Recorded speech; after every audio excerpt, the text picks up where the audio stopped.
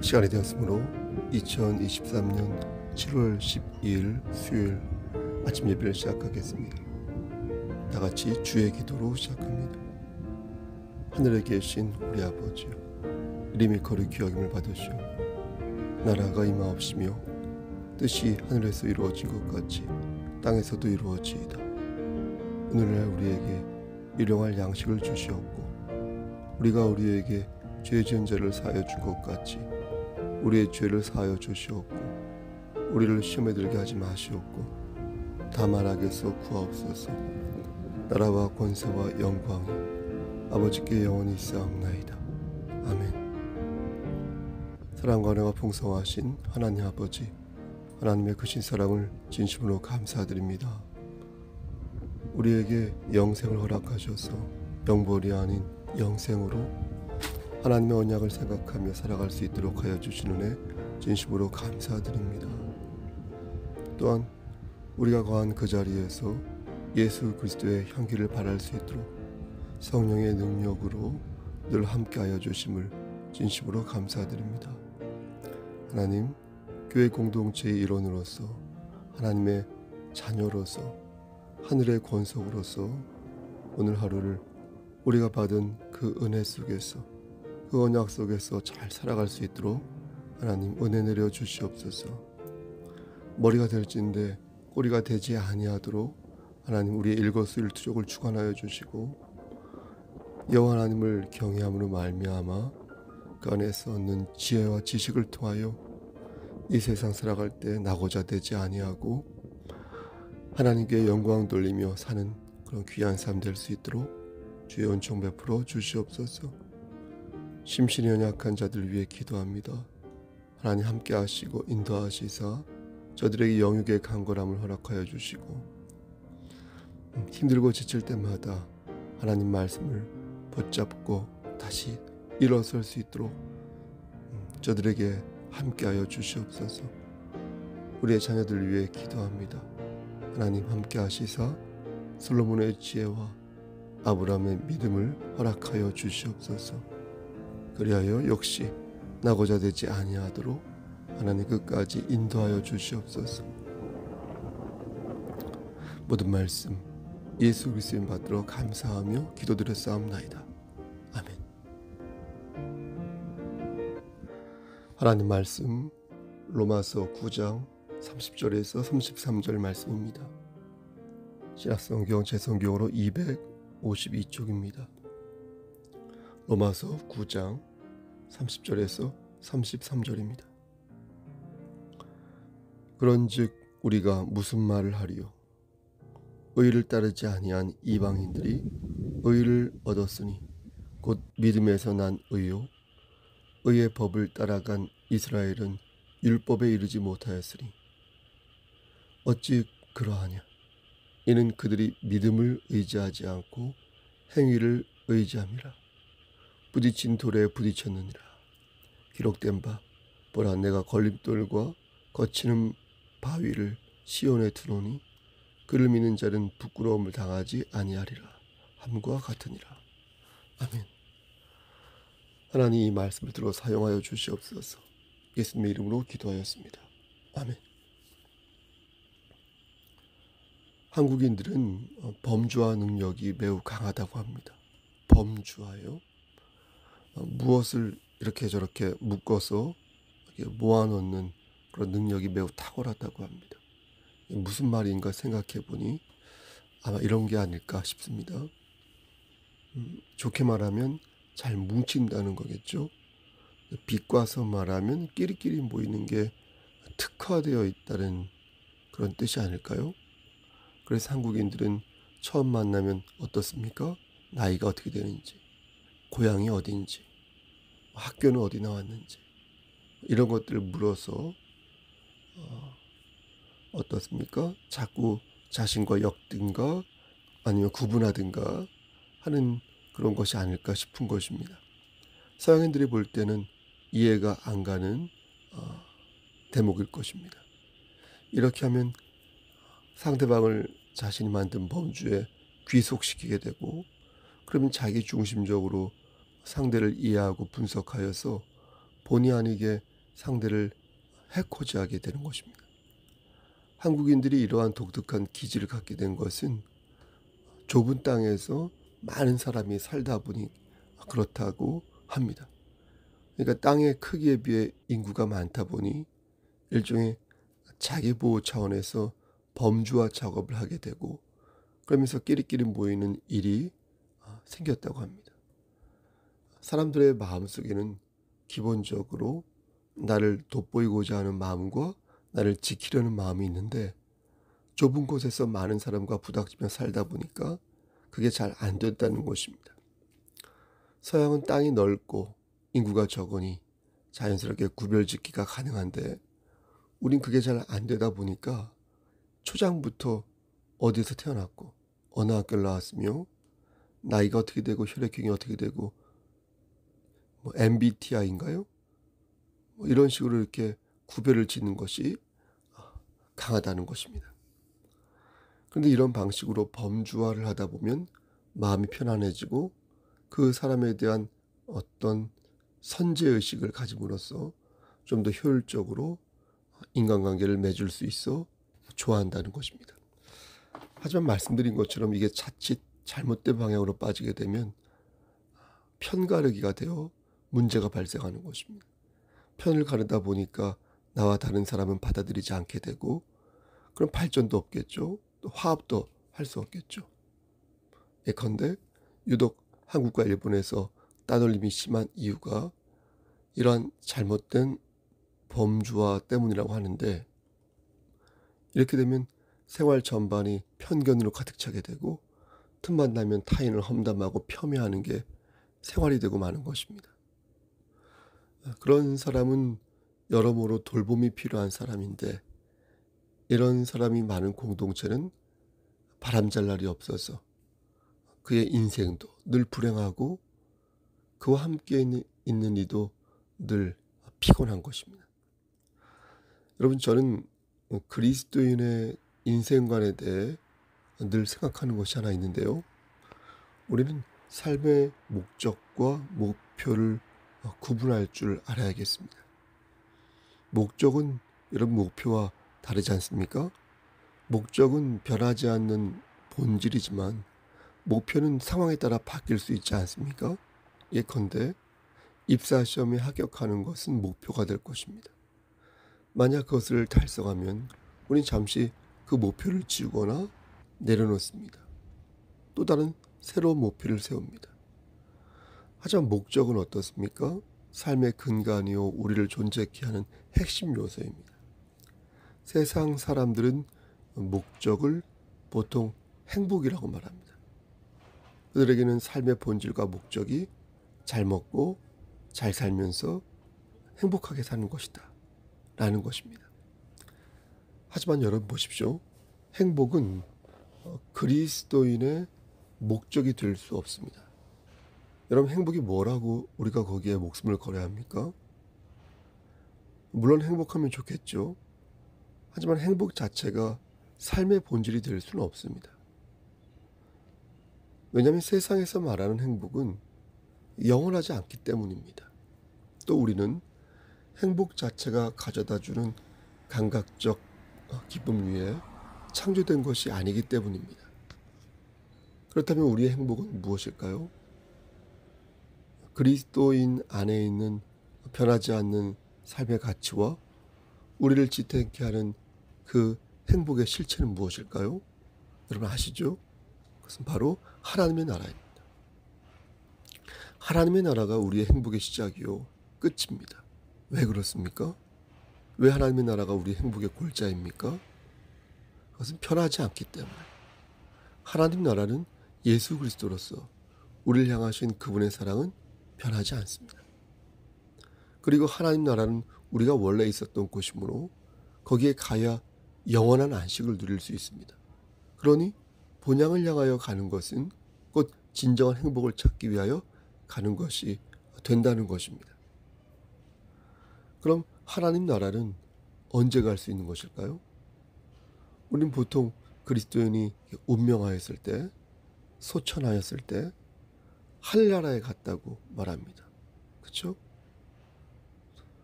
소천, 하늘나라에 갔다고 말합니다. 저도 그렇게 말을 합니다.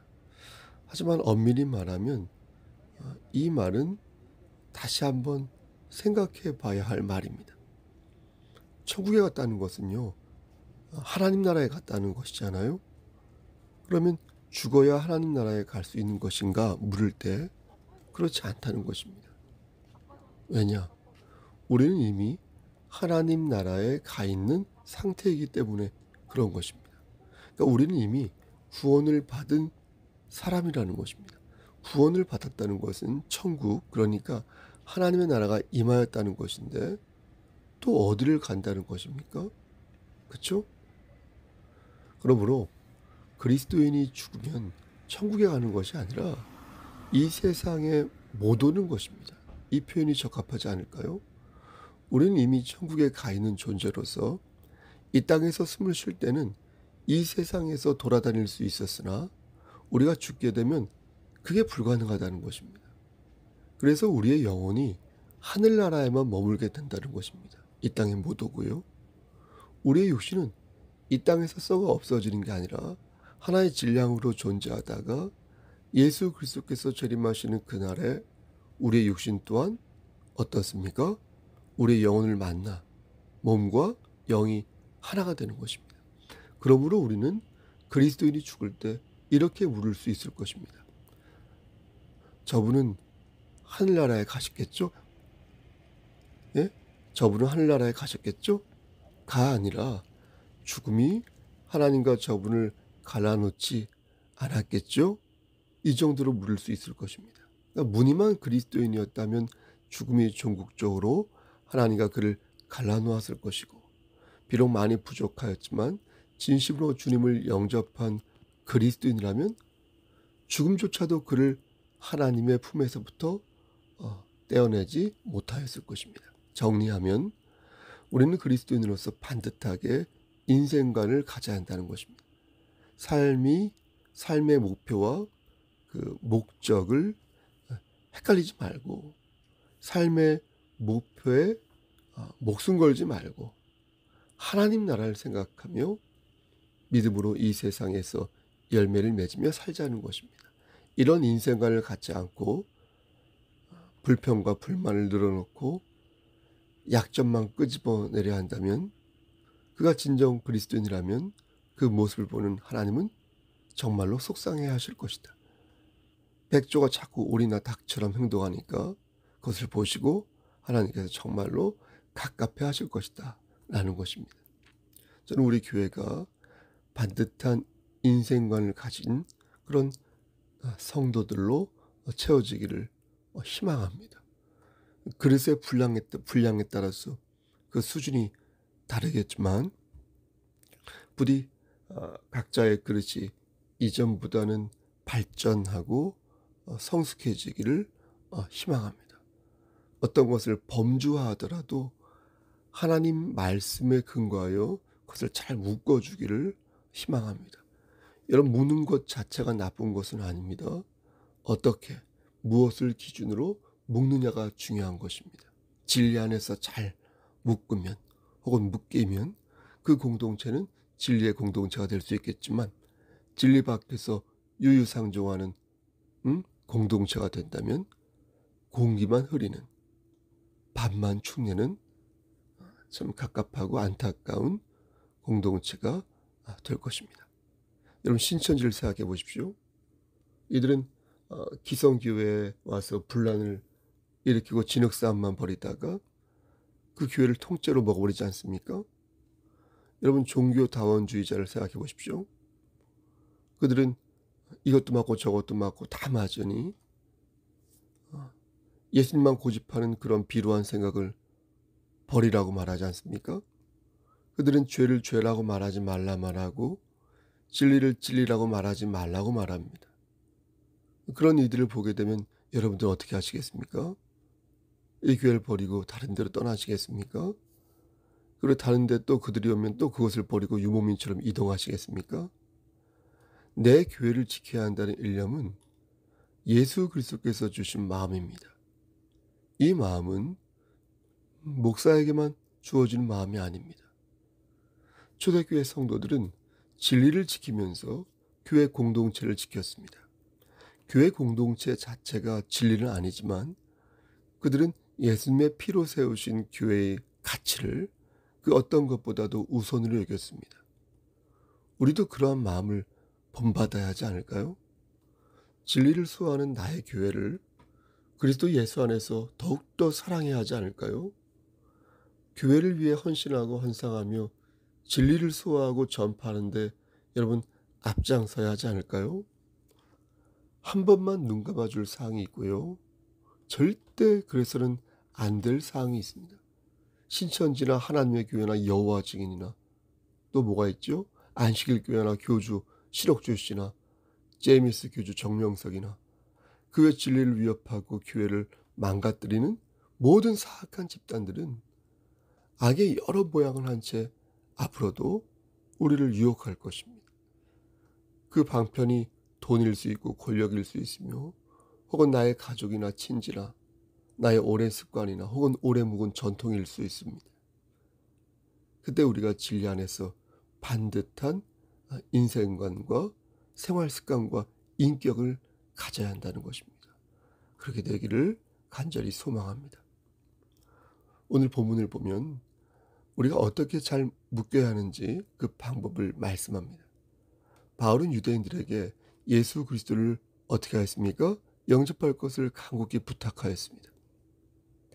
유대인들은 하나님께 선택받은 백성들이었지만 예수를 십자가에 달게 하였고 주님을 끝까지 영접하지 않았습니다. 바울은 오만함과 착각에 둘러싸여 있는 저들을 보면서 이제 곧 지옥으로 가게 될 자신의 동족들에게 지금 간곡히 부탁을 하고 있는 것입니다. 그 부탁이 어느 정도의 부탁이냐면 3절 말씀 보니까 3절이요.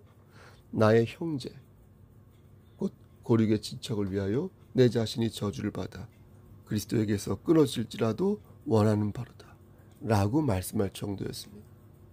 자신이 저주를 받아도 좋으니까 그리스도를 영접할 것을 간청하였던 것입니다. 그렇죠? 물론 그가 정말로 지옥에 갈 생각으로 이렇게 말한 것은 아닐 것입니다. 아무리 동족이라고 해도 천국행과 지옥행의 티켓을 맞바꿀 만큼 무모하지는 않을 것입니다. 다만 그만큼 절박한 마음으로 유대인들이 그리스도를 영접하기를 바울은 고대하였던 것입니다. 여러분 바울뿐만 아니겠습니까? 우리도 마찬가지 아닌가요? 바울은 결혼하지 않았기에 가족이 없었습니다. 만약 그에게 가족이 있고 그의 가족이 주를 영접하지 않았다면 그는 목숨 바쳐서 가족 구원을 위해 노력했을 것입니다. 기도만 하지 않고 어떠한 분명한 행동을 통하여 가족들을 살리기 위해 최선의 노력을 다했을 것입니다. 그런데 우리에게는 가족이 있다는 것입니다. 친척도 있고 이웃도 있으며 같은 동족도 있다는 것입니다. 그래서 그들에게 복음을 전할 때 진정으로 그들을 생각하는 마음을 가져야 한다는 것입니다. 어떻게 하면 저들이 우리 교회에 와서 이 자리를 채우게 할 것인가를 생각하는 게 아니라 어떻게 하면 저들이 주님을 믿어서 하나님 나라를 마음 중심에 품고 그 안에 거하게 할 것인가를 물어야 한다는 것입니다. 그 사람의 영혼이 정말로 진정 잘 되기를 바라야 한다는 것입니다. 사랑하는 성도 여러분, 그러므로 본질을 잊지 말아야겠습니다. 내 삶에도 본질이 있고 내 가정에도 본질이 있으며 내 교회와 내 직장에도 본질이 있어서 우리가 공통으로 추구하면 좋을 하나님 나라라는 본질을 우리는 기억해야겠습니다. 물론 그 본질을 버릴 때 당장은 돈을 벌 수도 있을 것입니다. 편하게 살 수도 있을 것입니다. 당장 기분 좋고 당장 인정받는 삶을 살 수도 있을 것입니다. 하지만 그것은 오래가지 못할 것입니다. 오래가야 80년, 90년 그 이상 얼마나 오래 갈 수 있을까요? 교회의 목적은 영혼을 구원하는 것입니다. 내 삶의 목적은 내가 거하는 곳에서 그리스도의 향기를 바라며 하나님 나라를 확장하는 것입니다. 보란듯이 그리스도 예수 안에서 머리가 되는 것이고, 보란듯이 그리스도 예수 안에서 진실로 행복한 사람이 되는 것입니다. 그렇게 그리스도의 향기를 바라는 자들이 모여서 교회를 이룰 때 그 교회는 세상의 어떤 공동체보다 반듯하고 의미 있는 공동체가 되어 있을 것입니다. 유대인들은 바울의 말을 듣지 않았습니다. 그들은 유대교로 개종해야만 하나님을 알 수 있다고 믿었는데, 지금 바울은 자신들이 매달아 놓은 예수 그리스도를 믿으라고 말하니까 정말이지 환장을 노르셨습니다. 유대인들은 바울을 어떻게 하면 죽일 수 있을까 궁리했습니다. 바울은 그런 유대인들의 마음을 잘 알고 있었지만 포기하지 않고 끝까지 그들에게 복음을 전했습니다. 그러면서 이렇게 말했습니다. 6절과 7절 말씀에 이스라엘에게서 난 그들이 다 이스라엘이 아니요 아브라함의 씨가 다 그의 자녀가 아니라 오직 이삭으로부터 난 자라야 내 씨라. 그렇죠? 바울은 지금 아무나 하나님의 자녀가 될 수 없다는 것을 유대인들에게 말하고 있는 것입니다. 아브라함의 아들은 이삭만 있었던 게 아니었습니다. 아브라함은 총 8명의 아들이 있었습니다. 우리가 잘 아는 이삭이 있었고요. 또 불순종하여서 하갈에게서 낳은 이스마엘이 있었습니다. 그 밖의 인물로 구드라, 시므란, 욕단, 무단, 미디안, 이스박, 수아 이렇게 총 8명이 있었습니다. 하지만 우리는 아브라함의 아들 중에서 이삭과 이스마엘 2명만 기억합니다. 그것도 이스마엘은 축복받은 아들이 아니었습니다. 7절 말씀에도 나오지만 바울은 분명 말하기를 오직 이삭으로부터 난 자라야 아브라함의 씨라고 말하였습니다. 그러니까 자식이 많다고 해서 다 자식이 아니라는 것이, 선택된 사람은 따로 있다는 것이. 아브라함이 유대인들에게 이것을 강조한 이유는 하나님의 자녀도 아무나 되는 것이 아니라는 것을 말해주기 위함이었습니다. 육신의 자녀는 하나님의 자녀가 될 수 없고 오직 약속의 자녀만이 하나님의 자녀가 될 수 있다는 것을 지금 바울은 힘주어 강조하고 있는 것입니다. 하나님께서는 만물을 창조하시고 인간을 창조하셨습니다. 가끔 어떤 분이 이렇게 묻습니다. 왜 하나님께서는 심판이라는 것을 하십니까? 왜 하나님께서는 지옥이라는 것을 만드셨습니까? 왜 하나님께서는 살릴 거면 다 살리시지 누구는 선택하시고 누구는 선택하지 않으셨습니까? 그럼 저는 그에게 말합니다. 하나님이 만드실 만하니까 만드셨겠죠. 우리는 그것을 원망하기보다 우리가 할 수 있는 것을 찾아서 그것을 열심히 하는 것이 좋지 않겠습니까? 내가 선택되었음을 감사하게 생각하는 것이 순서가 아니겠습니까? 그런 감사한 마음을 가져보십시오, 먼저. 그럼 그런 질문을 하지 않을 것입니다. 당신을 보면, 선생님을 보면 감사하는 마음이 아니라 원망하는 마음만 보입니다. 그러니 먼저 가져야 할 것을 가지시고 해야 할 것을 해보십시오. 사도 바울도 이와 비슷하게 말했습니다. 14절 말씀에 그런즉 우리가 무슨 말을 하리요 하나님께 불의가 있느냐? 그럴 수 없느니라. 20절 말씀에서도 이 사람아 네가 누구이기에 감히 하나님께 반문하느냐? 지음을 받은 물건이 지은 자에게 어찌 나를 이같이 만들었느냐 말하겠느냐. 이어서 21절에서도 토기장이가 진흙 한 덩이로 하나는 귀 쓸 것을 하나는 천이 쓸 그릇을 만들 권한이 없느냐. 말씀하십니다. 사랑하는 성도 여러분, 우리를 향하신 하나님의 사랑을 의심하지 마시기 바랍니다. 우리에게 주신 예수 그리스도의 은혜를 여러분 쉽게 내려놓지 마시길 바랍니다. 마귀가 우리를 흔들어도 여러분 흔들려서는 안 될 것이 있으니 그것은 우리의 삶의 본질인 하나님 나라가 아니겠습니까? 우리를 위하여 피 흘려 죽으시고 우리에게 영생을 허락하신 예수 그리스도의 사랑이 아니겠습니까? 우리가 가진 의는 율법에서 난 것이 아니요 오직 그리스도를 믿음으로 생기는 것이다. 우리가 이것을 믿사오니 택함을 받은 성도요, 그 중에서도 믿음의 분량을 키워나가는 여러분들이요, 하나님의 말씀에 순종하여 그 말씀으로 여러분의 삶을 디자인하시기를 간절히 소원합니다. 바울이 유대인들에게 간곡히 부탁하였던 것처럼 저도 부족하지만 여러분들에게 간곡히 부탁하는 것입니다. 진심으로, 충심으로, 그리고 뚝심으로 성석교회 공동체 안에서 진리를 소화하시고 진리를 전파하면서 성령의 인도함을 받는 여러분 되시기를 우리를 죄에서 구속하여 주신 그리스도 예수 이름 안에서 간절히 축원합니다. 아멘. 이제는 우리를 죄에서 구속하여 주신 우리 구주 예수 그리스도의 은혜와 아버지 하나님의 만극하신 그 사랑하심과 성령 하나님의 교통하시고 인도하신 모든 역사하심이 하나님 말씀 안에서 진심으로 충심으로 뚝심으로 맡겨진 사명을 잘 감당하여 삶의 본질인 하나님 나라를 소화하고 전파하며 나아가기를 소원하는 여기 모인 성도와 그들의 가정과 이 재단과 이 나라 위에 하나님의 사랑하심이 세세토록 함께 계실지어다. 아멘.